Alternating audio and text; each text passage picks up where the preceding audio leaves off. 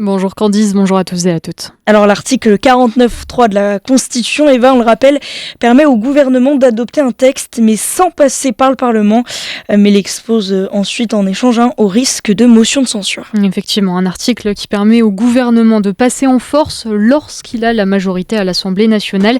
Or, aujourd'hui, ce n'est pas le cas. Les macronistes ne disposent du soutien que de 36% des députés de l'hémicycle. Donc si la gauche dépose aujourd'hui une motion de censure, le vote aura lieu mercredi ou jeudi, sauf miracle de dernière minute, a promis ce matin Jordan Bardella, le chef du Rassemblement national, le RN qui exige, on le rappelle, de nouvelles concessions sur le texte, notamment la revalorisation des pensions de retraite ou un retour en arrière sur la baisse du remboursement de certains médicaments.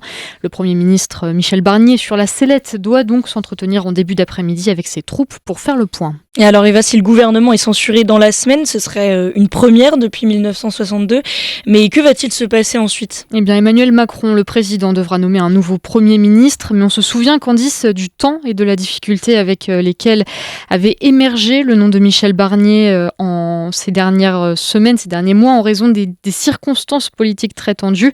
Donc la possibilité d'avoir rapidement un nouveau locataire à Matignon reste très incertaine. Cette motion de censure laisserait donc en suspens le projet de loi de finances, autre texte qui doit être voté dans la semaine et qui est essentiel au fonctionnement des institutions de la République.